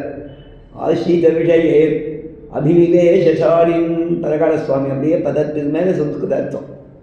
பக்தர்கள் விஷயத்தில் அவனுக்கு ரொம்ப ஈடுபாடு. அது எப்படி தெரியும்னா பாரத யுத்தத்தில் பகதத்தன் ஒரு வைஷ்ணவ சக்தியை பிரயோகித்தான் அர்ஜுனன் மேல. அந்த சக்தி வைஷ்ணவ சக்தி, அது இவனை நோக்கி வருது. அர்ஜுனன் சொல்கிறான், என்னமோ ஒன்று கொஞ்சம் மனசுக்கு பயமாக இருக்கு, ஏதோ வருதே கண்ணானா. பகதத்தனுக்கு விஷ்ணு பிரசாதத்தாலே வைஷ்ணவ சக்தி வந்தது, நரகாசுரனுடைய வம்சம். அதனால் பூமி பிராட்டி அனுகிரகத்தால் அவனுக்கு அந்த வைஷ்ணவ சக்திங்கிற ஆயுதம் கிடைச்சிருக்கு. அது வருது, அதுக்கு ஒன்றும் பண்ண முடியாது. நான் பார்த்துக்கிறேன். தேர ஒரு அழுத்தினான் கண்ணன். இந்த சக்தி அவன் கிரீடத்தை தள்ளிட்டு போயிடுச்சு. நாகாசம் மாதிரி கடை எதனை இல்லை தேர அழுத்தது, அது வேற. அவன் எழுந்து நின்னான் என்பதுமா வைஷ்ணவ சக்தியானதால கழுத்தில் அப்படியே மாரில் வாங்கினானான். அது மாலையாக அவர் தோளில் விழுந்தது. அவ்வளவுதான்ப்பா, என்னுடைய சக்தி தான் எங்கிட்டே வந்துடுத்து, மாலையாக வந்துடுத்து. உட்காந்துட்ட அன்னைக்கு ராத்திரி டென்டெல்லாம் எல்லாரும் படுத்துட்டுட்டா. கிருஷ்ணனுடைய டென்ட்டில் லேசாக கதவு தட்டுற சத்தம் கேட்குது. சரின்னு கதவை திறந்தார் கிருஷ்ணன். போய் ஒருத்தர் முக்காடு போட்டுன்னு உள்ளே வந்தார். பெரியவராக இருந்தார், முக்காடு போட்டுன்னு உள்ளே வந்தார். யார் சுவாமி நீ? நான் தான்பா கண்ணா, நான் தான் வந்திருக்கேன். பார்த்தா பீஷ்மர். என்ன சொன்னாராம், பெரிய வைஷ்ணவ சக்தியை போட்டால் நீயே விழுந்தாத வாங்கிக்கிறது. எனக்கு அப்போ அந்த சமயத்திலேருந்து எனக்கு மனது பரிதவிக்கிறது. திருமார்புல வாங்கிட்டியே, மகாலட்சுமிக்கு ஏதாவது ஆயிடுமோன்னு எதையாவது நினச்சியா? அவனும் என்ன மாதிரி தானே சுவாமி, ஏதோ பார்த்துக்கிறா. அந்த சக்தி அவளை ஏதாவது பண்ணுமான்னு எனக்கு மாலை விழுந்தது, அவளுக்கு சேர்த்தானே விழுந்துருக்கு அப்படின்னதான் கண்ணன். இந்த லட்சியம் பண்ணாமல் வாங்கிக்கிறியப்பா. பக்தனிடத்தில் ஆசை இருக்க வேண்டியதுதான். இவ்வளவு பட்சபாதமா லக்ஷ்மியை பற்றி கவலைப்படாமல் அவனுக்காக சக்தியை மாதிரி இருக்கிறதான். ஆஸ்தித விஷயே பக்ஷபாதின் அபினிவேஷால் ஊற்றமுடையாய் வியாக்கியானம் பண்ணுறான். ஆயுதம் எடையே நின்றவன் ஆயுதம் எடுத்தும் பகலை இரபாக்கியும். தானே ஆயுதம் எடுக்க மாட்டேன்னு பிடிக்க வேண்டாம் சுவாமி. வீட்டில் பிடிக்க வேண்டனா கண்ணெல்லாம் ஆயுதம் எடுக்க வைக்கிறேங்கிறான். யுத்தம் நடக்கிறது. 10 நாள் பீஷ்மனுடைய தலைமையில் யுத்தம் நடந்தது. 7வது 8வது நாள் தான் அவர் எல்லாத்தையும் பஸ்மம் பண்ணுற பீஷ்மர். அர்ஜுனன் கொஞ்சம் அப்படி 8 நாள் ஆகிட்டு என்ன ஒன்றும் தெரியலையே ரிசல்ட்டு. அவனுக்கு போர் அடிக்க ஆரம்பிச்சிடும். கொஞ்சம் மொள்ளமாக வீரம் இல்லாமல் ஒரு மாதிரி மந்தமாக இருக்கான். கண்ணன் திருப்பி திருப்பி சொல்லி பார்க்குறார். அப்பப்போ கொஞ்சம் அந்த வேகம் குறையிறது அவனுக்கு. பீஷ்மன் வயசாகிடுச்சு, ஆனால் ரொம்ப வேகமாக யுத்தம் பண்ணுறான். இவன் வேகம் குறைஞ்சிருக்கு. கண்ணனுக்கு கோபம் வந்துதான். இறங்கி நாமே போய் யுத்தம் பண்ணுறேன்னா கண்ணன். அர்ஜுனன் விழுந்து கெஞ்சினா சரியாயிடுச்சு. திருப்பி மறுநாளும் அதே மாதிரி இருந்து நான் கேட்கவே இல்லை. கிடுகிடுன்னு கீழே இறங்கினார். யுத்தம் பண்ணாச்சே நிறையா ரசங்கள்லாம் உடஞ்சி விழுந்துருக்கும். அதில் ஒரு சக்கரத்தை கையில் எடுத்துட்டார். வேகமாக போனேன். வேகமாக போகுதுன்னா எவ்வளவு வேகம்! நான் இந்த பீஷ்மரை நான் இன்னைக்கு 2 பார்த்து விடுறேன்னு கிளம்பி போகிறேன். அவருடைய அங்கவஸ்திரம் அப்படியே பறந்து கீழே விட. பீஷ்மன் என்ன பண்ண, நம்ம அப்படி வரத பார்த்துட்டு கை கூப்பினேன், வாப்பா வாப்பா பார்த்த சாரதே வா அப்படிங்க. அது மட்டும் இல்லை, அவன் அந்த மாதிரி வந்ததை பார்த்து கை கூப்பினான். அர்ஜுனன் கீழே விழுந்து போய் கெஞ்சி கூத்தாடினான் அவர்கிட்ட. கண்ணன் கிட்ட, பாப்பா பாப்பா ஐதம் எடுக்க மாட்டேன்னு இருக்கேன், நீ எதோ சக்கரத்தை தூக்கிட்டு ஓடுவியப்பா பாப்பா, என்னடா யுத்தம் பண்ண மாட்டேங்கிறோம் இப்போ பார்த்து பொறுத்துக்கோ, நான் மாட்டேங்க வேகமாக யுத்தம் பண்ணுறேன்னு போய் திருப்பி அவரை பிரார்த்திச்சு இழுத்து காலை பிடிச்சி கையை பிடிச்சி இழுத்து கொண்டு வந்து உட்காந்து வச்சுக்கிட்டான். இது பீஷ்மன் மனசுல இருக்குது. அவனை பார்த்து கை கூப்பிடாது. பீஷ்ம வதங்கள்லாம் ஆச்சு. வதம்னா என்ன, கெழு தள்ளிவிட்டா, ஒரு உசுல் போல. அவருக்கு இஷ்டப்படும் போது தான் மரணம். அவர் உத்தராயணத்தை எதிர்பார்த்து காத்திருந்துக்க அந்த மகாபாரத யுத்தம் முடிஞ்சுது. யுதிஷ்டனுக்கு பட்டாபிஷேகம் ஆச்சு. எல்லா தர்மங்களும் பீஷ்மருக்கு தான் தெரியும். போய் கேட்போன்னா தர்மம் கண்ணன் சொன்னார் தர்மம் உத்தரத்தை. அவரும் கூட வரையில. எனக்கு தர்மம் யாராவது சொல்கிறவாட இருக்காளான்னு பார்க்குறேன். பீஷ்மர் சொல்லுவேன், கேட்டுக்கலாம் வா நானும் வரேன். தான் நேரம் போய் கேட்கலாமான்னு நான் கேட்டால் அது அப்பப்பா நீயே தர்மம்ப்பா வேண்டாம்ப்பா பெறவேன். அதனால வா குழந்தைகள் அழிச்சுக்குவான். தாத்தா கொஞ்சம் பேரனுக்கு நான் பிரியமாக சொல்லுவேன், நம்ம கூட கேட்போம். சரிதானா? உபன்யாச கால் பண்ணேன்னா பெருமாள் கூட கேட்குறான். சரிதானா? நானே போய் பண்ணுறேன்னா அவன் கேட்க மாட்டான். அதனால் எல்லாரையும் உட்காந்து வச்சுட்டு சொன்னால் அவன் கேட்டுட்டு இருப்பான். அதே மாதிரி கூட கேட்குறார். அப்போ பீஷ்மன் போனவொடனே சொல்கிற பாகவதத்தில் அற்புதமான கட்டம். குந்தாச்சார் சொன்னார்னா நல்லா இருக்கும் பக்திமயமாக. பீஷ்மனுடைய ஸ்துதின்னு சொல்லி இன்ஜுமோட்டேஷன்கள் அதை நித்தியம் தியானம் பண்ணுவதான் முக்கூர் சுவாமி எழுதியிருக்கார். பல பேர் பெரியவா சொல்லியிருக்கா. அது அச்சங்கள்லாம் கூட போட்டு கொடுத்துருக்கா. சில ஸ்லோகங்கள் 8 ஸ்லோகம் 10 ஸ்லோகம். அந்த பீஷ்ம ஸ்துதி ரொம்ப வசத்தியானது. பெரியவா எல்லாரும் ஈடுபடுறது, வேதாந்திகள் எல்லாரும் சன்னியாசிகள் எல்லாரும் ஜபம் பண்ணக்கூடியதான ஒரு ஸ்தோத்திரம். அது எல்லா பெரியவாளும் ஈடுபட்டிருக்கா. இன்விடேஷன் பிரசித்தமாக லோகத்தில் விவகாரங்கள் வித்வான்கள் சொல்கிறது. பீஷ்ம பதிகையில் அந்த பார்த்த சாரதியினிடத்திலே பார்த்தந்தன் தேர்முன் நின்னானே சிற்றவை பணியால் முடிதுறந்தானே. சோழன் நாணத்தாலே பார்த்தந்தன் தேர்முன் நின்னான். இதையே தான் அவர் சொல்றார். விஜய சகே ரதிஹி மம அஸ்து. விஜய சகே அர்ஜுனனுக்கு தோழனிடத்தில் மம ரதிஹி அஸ்து. என்னுடைய எண்ணம், என்னுடைய ஆசை குறையாமல் இருக்கவர். இச்சுவைதவில யாழ் போய் இந்திர லோகமானும் அச்சுவைதவினும் வேண்டேன்னு. இச்சுவை குறையக்கூடவே கூடாது. ரசோவைசரான ரங்கநாதன் என் நாக்கில் இருக்கணும், என் மனசுல இருக்கணும், நாக்குக்கு இருக்கணும். என்ன சுவாமி? என் மனசுல இருக்கணும், நாக்குக்கு இனிக்கணும், சொல்லிவே சேரணும். ஆழ்வாசாரிக்கிறார்.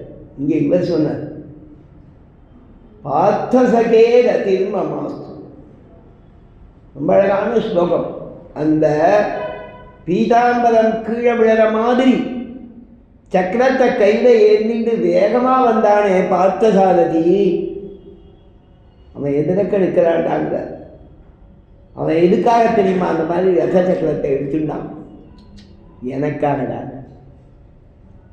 எதுக்கு தெரியுமா? எனக்காக, பீஷ்மருக்காக. டயத்தை பார்த்துட்டே இருந்தான். என்ன டைம் பார்த்துட்டு இருந்தானா? தெரியாத உடனே அப்படி டைம் பார்க்க முடியும்? 6:41 இருக்கிறது காதில் விழுந்துதான். அவன் எதுக்காக ரத சக்கரத்தை எடுத்துட்டான்னா, அவன் பிரதிக்க பண்ணான், நான் ஆயுதம் எடுக்க மாட்டேன். தேரவுட்டியாரு ஓகே, அது செய்யல. பீஷ்மர் கண்ணன் ஆயுதம் எடுக்க மாட்டேன்னா அவனை ஆயுதம் எடுக்க வைக்கிறேன் பிரதிக்க பண்ண. இப்போ பெருமாள் என்ன பண்ண, எப்படி பாண்டவாளுக்காக எப்படியாவது யுத்தத்தை இவர்கள் பக்கம் ஜெயிக்க வைக்கணும்னு ஐவருக்கு திறங்கள் காட்டிவிட்டு பல மாயங்கள் செய்தானோ, அந்த மாதிரி பீஷ்மருடைய பிரதிகையை சத்தியமா என்னைக்கு பண்றது? அதுதான் அவனுக்கு கவலை. அதில் யுத்தங்கள்லாம் நடக்கிறது, ரெண்டு பக்கமும் சீரியஸா யுத்தம் பண்றான். அர்ஜுனன் மந்தன் காமிக்க மட்டும் இவருக்கு டைம் கிடைச்சு பட்டுன்னு சக்கரத்தை தூக்கிட்டார். அதை பீஷ்மர் வர்ணிக்கிறார். ஸ்வநிகமம் அபகாய, தன்னுடையதான நிகமம், தான் ஒரு பிரதிஜை பண்ணது, ஒரு சேலஞ்ச் எடுத்துட்டது, ஆயுதம் எடுக்க மாட்டேன் அப்படிங்கிறது அப்படியே சைடில் இல்லை, அப்படி தூர தள்ளினான். மத் பிரதிஜா ரிதம் அதிகத்தும், அனுதம்னா பொய், ரிதம்னா உண்மை. மத் பிரதிஜா, என்னுடைய பிரதிஜை, கண்ணனை ஆயுதம் எடுக்க வைக்கிறேன். அதுக்கு யார் கஷ்டப்படணும்? ஒரு பிரதிஜை பண்ணால் அதை நிறைவேற்றத்துக்கு நாம் கஷ்டப்படணும். பீஷ்மர் சொல்ற, நான் ஒரு பிரதிஜை பண்ணேன், அதை சத்தியமா பண்ணுறதுக்கு நான் கஷ்டப்படணும். நான் ஏதாவது கண்ணன் மேலே ஆயுதம் போட்டு அவனை எடுக்க வைக்கணும், ஆனால் நாம் பண்ணலை, அவன் பண்ணான். மத் பிரதிஜாம் ரிதம் அதிகத்தும், என்னுடைய பிரதிஜைய அப்படியே நடத்துறதுக்காக, சத்தியமா பண்றதுக்காக, அழகான பதம், அவப்ருதோ ரதஸ்தகா, அதுக்காக இறங்கினான். ஸ்ரீவைகுண்டத்திலேருந்து கீழாத்திக்கு இறங்கினான், கீழாத்தியிலேருந்து பூமிக்கு இறங்கினான், பூமியிலேருந்து அச்சாமுத்தியாலாம் பின்னால் வரப்போகிறான். இந்த பூமியில் இறங்கின கண்ணன் பூமியிலையும் ரதத்தில் உட்கார்ந்தவன் கீழே இறங்கினாங்க. என்ன சுவாமி? ரதஸ்தகா அவப்ருதகா, அந்த அவப்ருதகால இட்ட ரத்தம் சுவாமி, எனக்காக எங்கெங்கேருந்து இறங்கியிருக்காங்கிற பீஷ்மர். இன்னைக்கு ரதத்திலேருந்து இறங்கினதை மட்டும் அவர் நினைக்கல, இவன் அவதாரமே என் பிரதிக்கையை சத்தியமா பண்றதுக்கு அர்த்தம். ஆழ்வார்கள் சொல்றாரோ, பெருமாள் இங்க சேவதாரிகள் எனக்காக. அதானே நம்ம ஆழ்வார், கண்ணன் பிறந்தது, வளர்ந்தது, பாரதம் கை செய்தது அனைத்தும் எனக்காக பாவம். பிறந்தவாறும் வளர்ந்தவாறும் பெரிய பாரதம் கை செய்த இவருக்கு திறங்கள் காட்டிவிட்டு செய்து போடும் மாயங்களும் இதெல்லாம் இருக்கு. என் மனசுல உள்ள புகுந்து என்ன அப்படியே நீத்து போக வைக்கிறது. அதை சொல்ற பாசுரத்தில் பின்பகுதியில, நிரந்தனோடுபுக்கு எனது ஆவியை நின்று நின்று முழுக்கி முன்கின்ற அச்சிறந்த வாழ்த்துக்களே. அதானே சுவாமி, எனக்குள்ள புகுந்து இந்த மாயங்கள் என்னோட ஆவி பிராணன உண்கின்ற, உருக்கி உண்கின்ற. ஆழ்வார் ஆவி கல்லாச்சே, உண்ண முடியுமா? உடைக்க முடியாது. நான் உருக்கி உண்கின்ற. சரிதானா? எல்லாத்துக்கும் ஒரு பக்குவம் வேணும் இல்லையோ சுவாமி? ஆழ்வார் சொல்ற, அந்த மாயங்கள் என்ன உண்றது, என்னை சட்டுன்னு பண்ணிட முடியாது, அதை பதப்படுத்தி சாப்பிடுறது. உள்ள புகுந்து ஆவிய உருக்கி உன்னதுன்னா நாட்டம், அந்த மாதிரி என்ன அப்படியே இருக்கிறது. முண்ட வஸ்து முன்னே இருப்பதில்லை, அந்த மாயங்களை நினைத்தால் ஆழ்வார் இருப்பதில்லை. கிருஷ்ண கிருஷ்ணையே இவர் என்ற பண்புதான் இருக்கிறது இல்லையா சுவாமி? ஆழ்வாருடைய ஆவி பெடுத்து அங்க என்ன நிற்கிறது? கி வச்ச ஒரு வஸ்து இருக்கு. அச்சிறந்த வான் சுடரே உலகினில் தோற்றமாகின்ற சுடரே.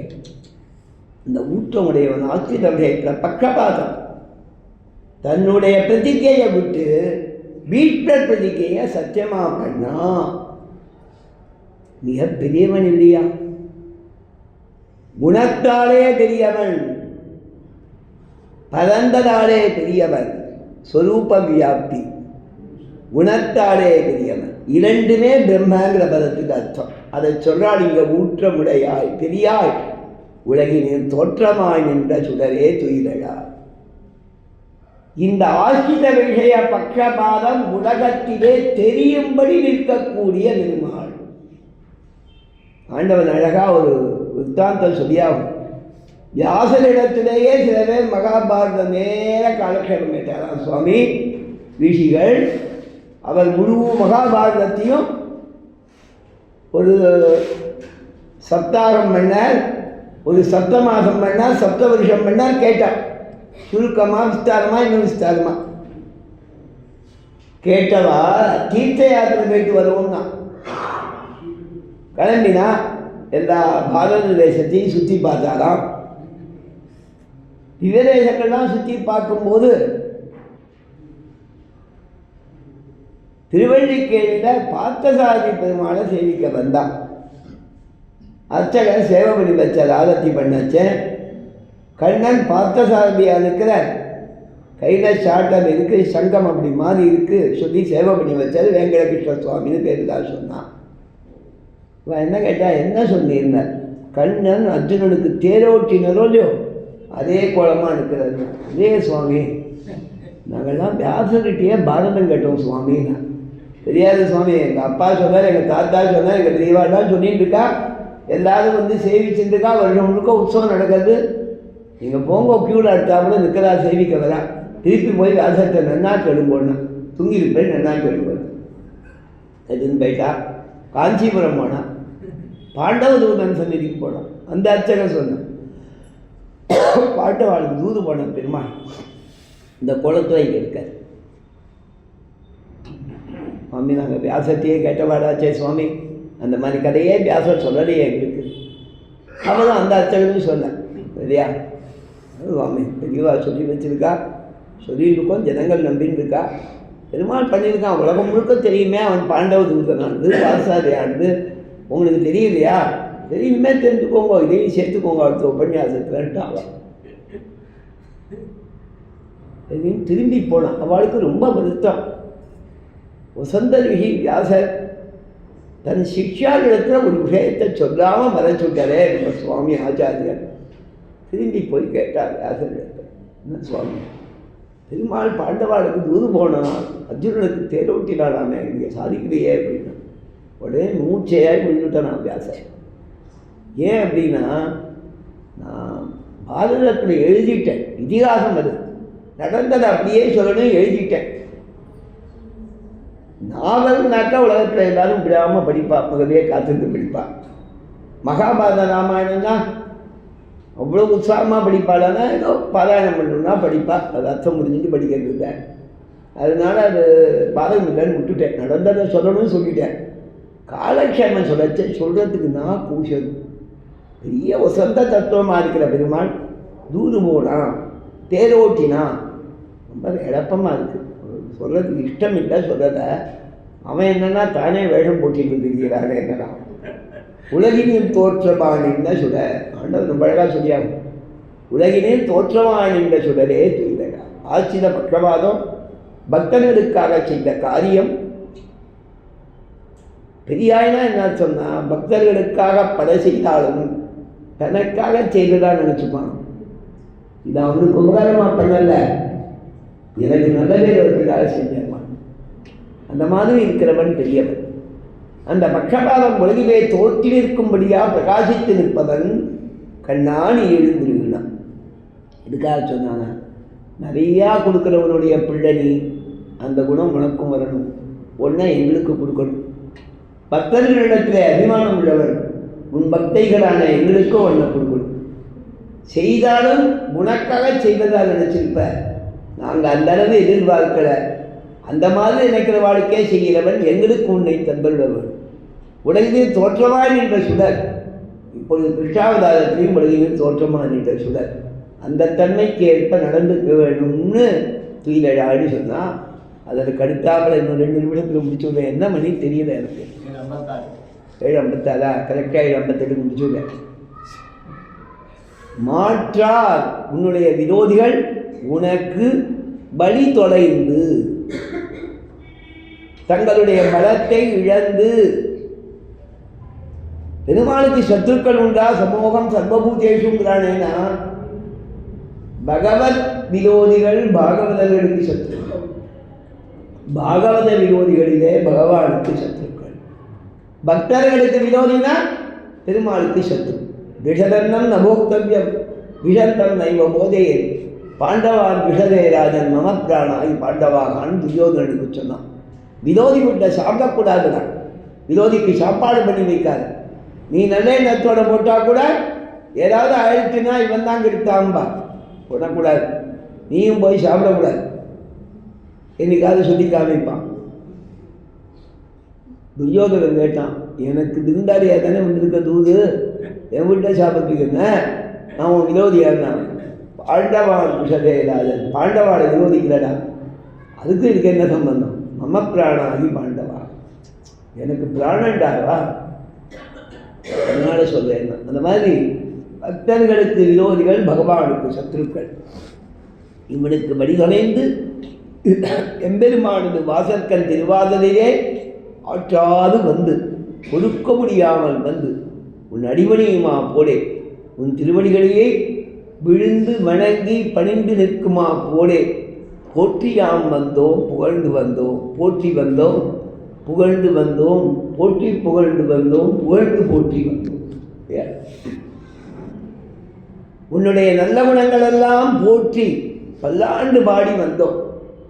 உன்னுடைய நீல சரிதங்களை கீர்த்திகளை பாடி வந்தோம். அதையும் போற்றியாம் வந்தோம் புகழ்ந்து. பெரியாழ்வாரை போலே வந்தோம், அல்லாதாரை போலே வந்தோம்னா வியாக்கியானங்கள். போற்றினா பல்லாண்டு பாடினவர் அவர். எங்கள் அப்பா மாதிரி வந்தோம் நம்மளும். பெரியாழ்வாரை போலே வந்தோம், அல்லாதாரை போலே வந்தோம். இதுதான் பெரியாழ்வார். மற்றவா மாதிரியும் எத்தனையோ பேர் பெருமாளுடைய கீர்த்தியை புகழாளோ, அதே மாதிரியும் வந்தோம்னு சொன்னாலாம். போற்றி புகழ்ந்து வந்தோம், நீ எங்களுக்கு அனுகிரகிக்கணும் எழுந்திருக்கணும்னு பிரார்த்தித்தா இந்த பாசுரத்தாலே. ஏற்ற கடன்கள் எதிர்வங்கி நீதடிப்ப மாற்றாதேவாது சொரியும் வள்ளல் விரும்ப சுக்கள் ஆற்ற படைத்தான் மகனே அறிவுராய் ஊற்றமுடையாய் பெரியாய் உலகில் தோற்றமாடின உடனே தீதழாய் மாற்றாது உனக்கு வழிவகைந்து உள்வாசற்கர் ஆற்றாது வந்து அடிமணிமா போலே ஒட்டியாம் வந்தோம் புகழ்ந்தேதோரெம்பாவாய்.